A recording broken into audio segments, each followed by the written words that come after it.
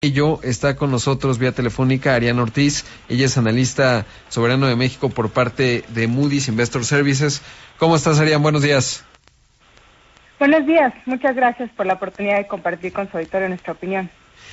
Ariana, pues leí el documento de análisis que ayer publicaban y mencionaban dos asuntos. Por un lado, los menores ingresos de petróleos mexicanos, la utilización del Fondo de Estabilización que pudiese compensar ello, pero que de acuerdo a lo que ustedes están viendo, complica bastante la posibilidad o los escenarios para lograr este superávit primario. Lo primero que me gustaría preguntarte es ¿cuáles son las consecuencias en caso de que se haga tangible el escenario y no se lograra el superávit primario? Las consecuencias serían simplemente que el déficit sería 0.5%, que es lo que nosotros estamos estimando en lugar del 1%, y que por lo tanto fuera un poco más alto de lo que el gobierno está presupuestando, lo cual no es necesariamente grave. Sin embargo, lo que nosotros sí quisiéramos resaltar es que el uso de fondos para poder... El gobierno ha anunciado su compromiso, reiterado, su compromiso con esta meta de un superávit primario de 1% del PIB a nivel del sector público.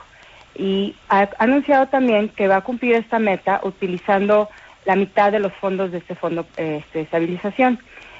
Dado que este fondo es relativamente pequeño, nada más 1.7% del PIB, nosotros pensamos que lo pueden usar el año que entra, pero ya para el 2021 ya no va a estar disponible.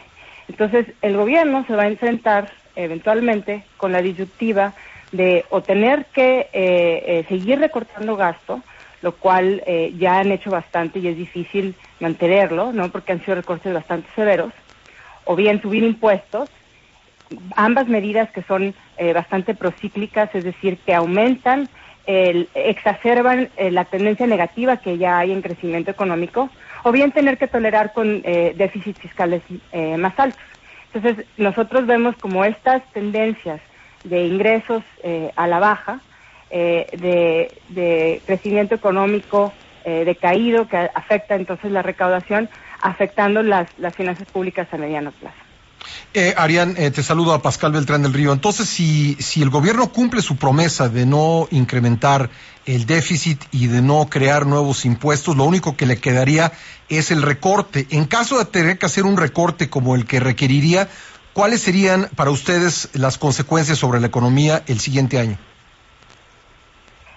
Lo que estamos viendo es que continuar con una política fiscal así es procíclica, es decir, exacerba el impacto negativo en el crecimiento económico. Entonces, es posible que el crecimiento económico sea todavía más bajo de lo que ya estamos viendo. Y este sí es un factor muy importante desde el punto de vista de la calificadora del perfil crediticio de México. O sea, por un lado nos importan mucho, por supuesto, las finanzas públicas, el que la deuda no aumente en un ritmo demasiado alto, pero también es parte del perfil crediticio el crecimiento económico, el tamaño de la economía, la capacidad de la economía de generar ingresos altos, en fin. Entonces, un crecimiento económico a mediano plazo menor a lo que hemos estado registrando. Nosotros habíamos incorporado entre nuestros supuestos que el crecimiento en México es alrededor de 2%. Hay años que puedes estar debajo o por encima, pero más o menos el tendencial es de 2%, ¿no? Entonces, si nosotros pensamos que a mediano plazo el crecimiento va a estar por debajo del 2%, sería un factor negativo para la calificación. Ahora, Ariana, en el análisis de evaluación de riesgo de México y del perfil, ¿qué implica el utilizar la mitad de este fondo de estabilización en función de lo que mencionan en el análisis, que es un colchón para escenarios complejos, sobre todo porque no está fuera, digamos, del panorama una recesión global, pensando en que Estados Unidos pudiese tener un impacto? ¿Qué implica el que se utilice en esas condiciones el fondo? Pues sí, es utilizar un fondo para financiar y para cumplir una meta, pero nosotros lo vemos como una fuente de financiamiento, no es un ingreso. Por lo tanto, no lo estamos considerando en nuestros cálculos para estimar el déficit fiscal final. Y también es utilizar ahorros financieros preexistentes, reduce entonces el tamaño de los colchones financieros que tú tienes para enfrentar choques a futuro. Sin embargo, tampoco quiero sobredimensionar la importancia de este fondo, pues como mencionaba, es solamente 1.7% del PIB. Entonces, la relevancia aquí es que, si bien entiendo la estrategia es utilizar pockets, digamos, colchones, ahorros financieros existentes para no aumentar la deuda, esta medida está disponible solamente este año y quizás el próximo. Ahora, por último, saber, ¿están viendo ustedes algo de eficiencia en el gasto? Es decir, una cosa es el subejercicio, pero algo que ha mencionado el presidente es el combate a la corrupción y la austeridad en función del gasto que tienen. ¿Esto se va reflejando en las cifras que ustedes van revisando y sobre todo si pudiese ser un factor en la experiencia que tienen observando al país? Honestamente es muy difícil poder medir qué tan eficiente está haciendo más el gobierno. Yo creo que solamente con el tiempo vamos a poder saber.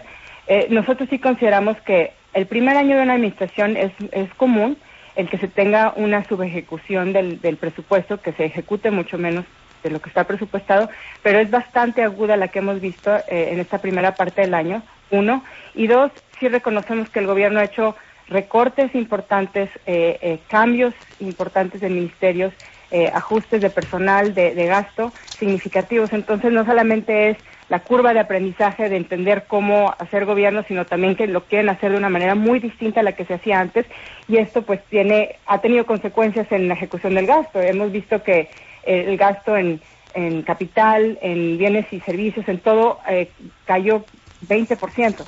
Entonces, a pesar de esto, sí esperamos que vaya a una ejecución mejor, porque el mismo gobierno lo está reconociendo al pensar que va a aumentar su ejecución. Pero hoy por hoy, tratando de contestar tu pregunta, lo que sí hemos visto es un recorte, no nada más un recorte importante en presupuesto, sino también una ejecución mucho más baja. No sé si eso sea eficiente. Gracias, Arián, por tomar la llamada. Con mucho gusto. Hasta pronto. Hasta pronto.